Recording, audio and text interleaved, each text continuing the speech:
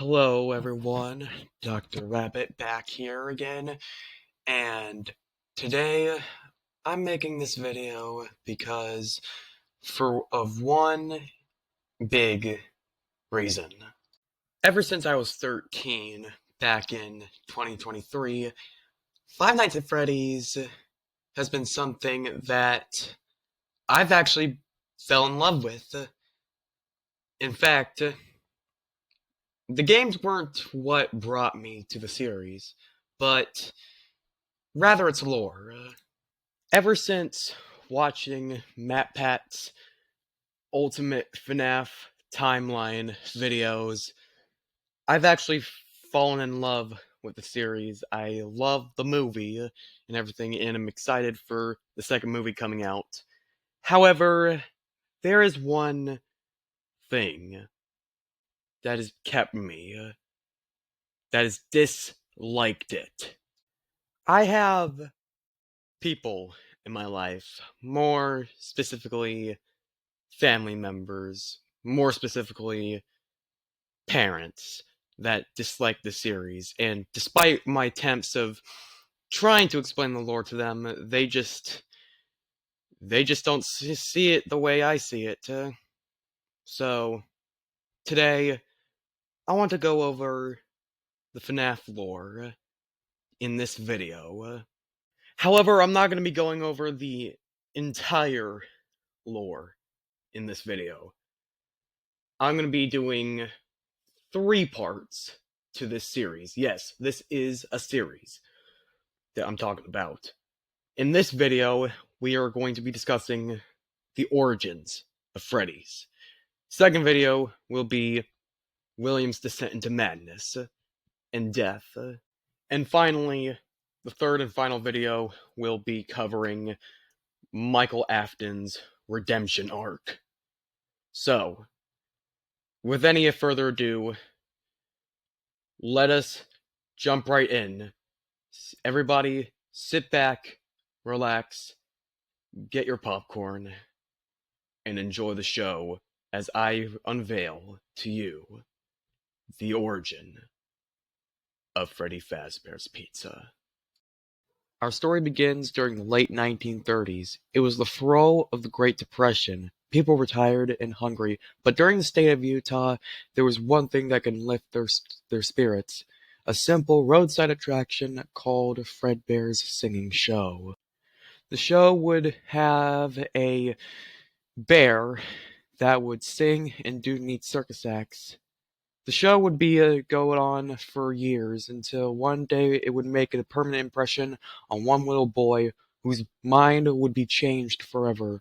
One boy named Billy. Well, that was his nickname at least. But his parents called him William. William Afton. William that day, whose life was changed forever, began to dream of one day recreate that magical singing bear. In 1970, now grown up, William then opened a restaurant called Fredbear's. This restaurant would include 2 mascot costumes, Fredbear and Bonnie the Yellow Rabbit. At time, the characters were just mascot costumes worn by employees to entertain children. This made William successful in the long run. However, as time goes on, we would all know that things would fall apart. Other people saw the success in William's idea, and of course, just like other businessmen would do, people would want to rip him off. Enter Chica's Party World, a rival restaurant that had animal characters. William's idea, but better. William may have been the first, but of course he wasn't the best. It hurt the prideful William Afton to admit it, but this restaurant was able to do the one thing he always wanted to do, to make the animals actually come to life. All the animal performers were robots, just simple mechanical pieces powered by battery packs, but could move, and dance all on their own, no human required. The characters were Chica, a pig, a frog, an elephant magician, a talkative hippo, and Ned Bear, a cheap knockoff of Fredbear. The creator was Henry Emily, a robotic engineerist who created these characters. Soon, Fredbear's Family Diner would go into bankruptcy. However, William was then bailed out by Henry. This led to the two men meeting each other and forming a partnership, and with the two of their expertise, they established the new Fredbear's Family Diner. This new restaurant not only would be a step up from William's previous one, but with Henry's help, they would create new technology in the form of new animatronic suits, spring-lock suits. These suits acted both as an animatronic suit and a wearable costume with the feature of spring locks which would keep the animatronic parts in place so that way a person could safely climb inside and wear the suit. William and Henry became successful because of this, and because of the money they got from this restaurant. Later, 2 years later, they would be able to launch a new restaurant in 1983.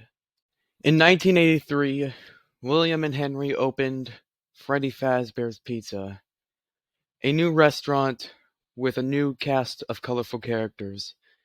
There was Freddy Fazbear, Chica the Chicken, Bonnie the Blue Bunny, and Foxy the Pirate Fox. This made both William and Henry successful and thus launched the new company Fazbear Entertainment. William now had a wife, 3 kids, and a successful entrepreneurship. However, this is where our story gets dark. And that concludes chapter 1 of our story.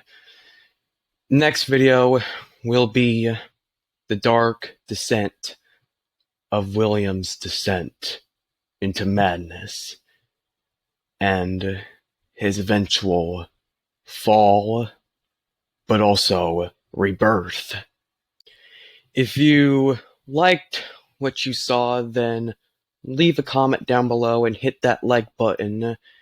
But in any case, thanks for watching, and I'll see you in the next dark chapter of our timeline.